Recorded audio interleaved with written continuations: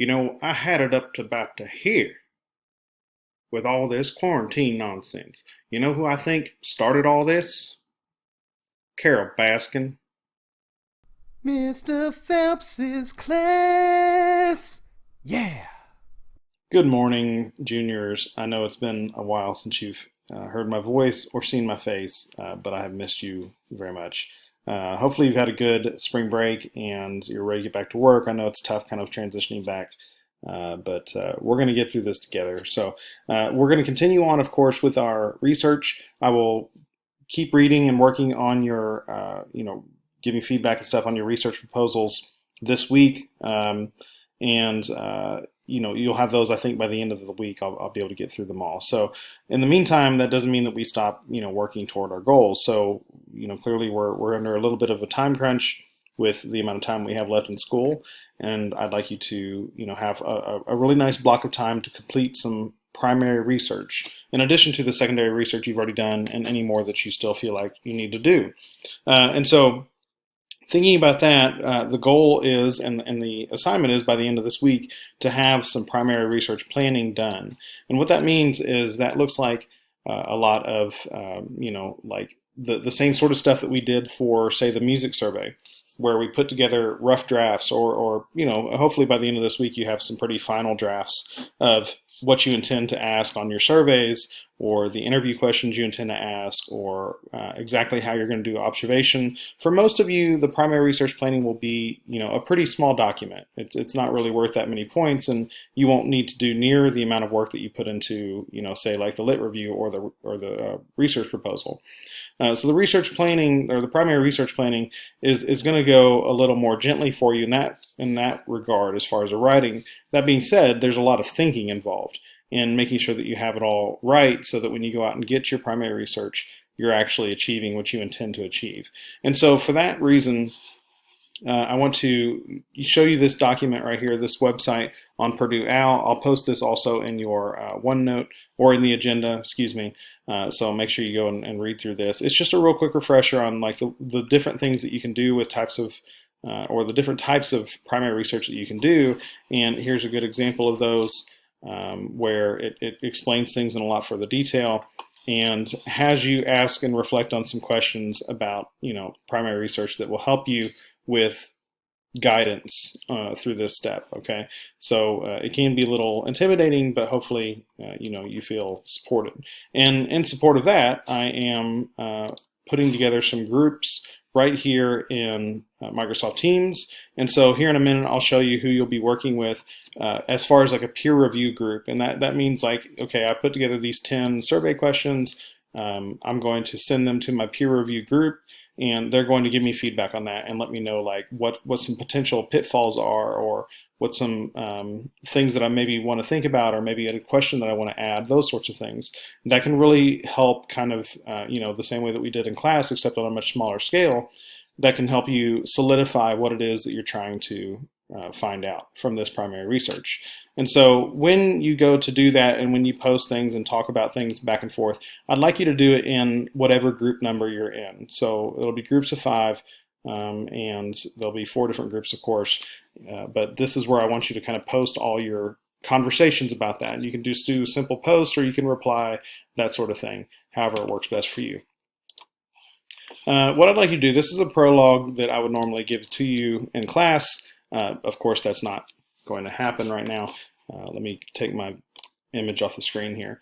But I do want you to think about it. This is a good first step. So number 1, think about how much time you need to conduct your interview, or your observation, or your survey from start to finish. I think that we have about 4 weeks.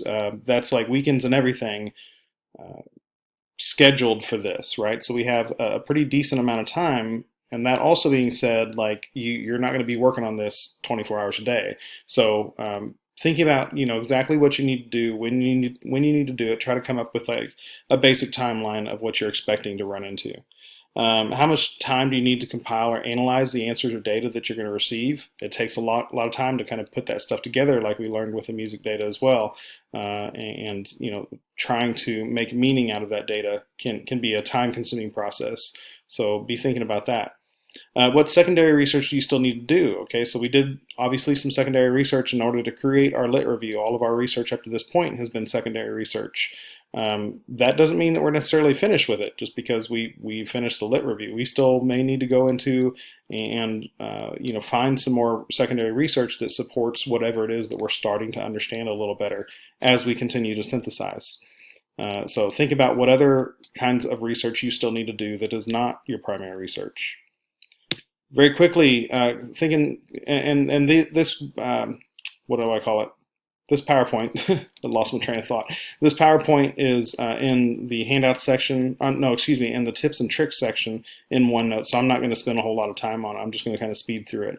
But be thinking about these sorts of concerns and ethical questions as you're building whatever it is that you're planning on doing for your primary research. So social responsibility, independence from conflicts of interest, meaning that you sort of don't have a dog in the fight. You're just interested in whatever sort of science you can get out of this.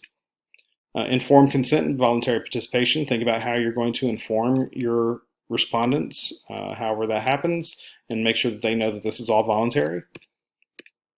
Anonymity and confidentiality. How are you going to ensure that your respondents know that their information is safe and confidential?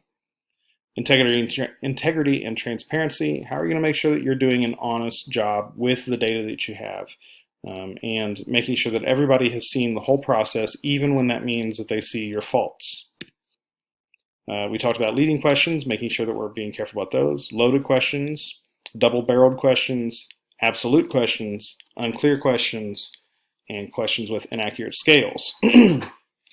So be thinking about all those things. Allow for optional answers, especially on potentially sensitive questions. Think about, like, for example, if you're going to do an interview and the respondent doesn't want to be identified, how are you going to handle doing that interview? How are you going to record their conversation, or how are you going to approach it in the final product? If you're limiting answers in a survey, for example, then making sure that you have options as far as other or prefer not to answer is a good one. And then, as always, beware of priming. Here are your groups, and I'll leave this up for just a second. And of course, pause it if you need to. All right, so those are the groups we're going to be working with this week. Make sure that you know that you're in group 1, 2, 3, or 4, and that's where you're going to be posting your thoughts. So what I'd like you to do for today's assignment, and I'll scroll back here, is to go into the prologue. And answer these 3 questions inside your group. All right, so that means it's just going to take a little bit of quick reflection, thinking about what you're intending to do and thinking about it. And then what I'd like you to do is to go ahead and begin to work on the primary research planning document. And again, that's going to be a pretty rough draft at this point, but if you've got to create questions for your survey or questions for your interview or plan for your observation, just getting started on it will help you decide what's working and what's not. And always being thinking about, is this helping me answer one or more of my research questions? After you get that rough draft done, go ahead and post that into the group work as well. Go ahead and post that into Microsoft Teams as well, and make sure that people see kind of your thought process as you're going through the work that you're creating. Even though everybody knows that it's not done yet. It's just first draft stuff. Okay.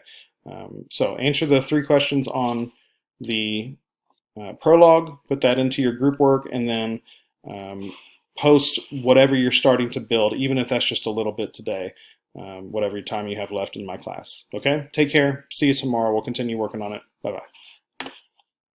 Mr. Phelps's class.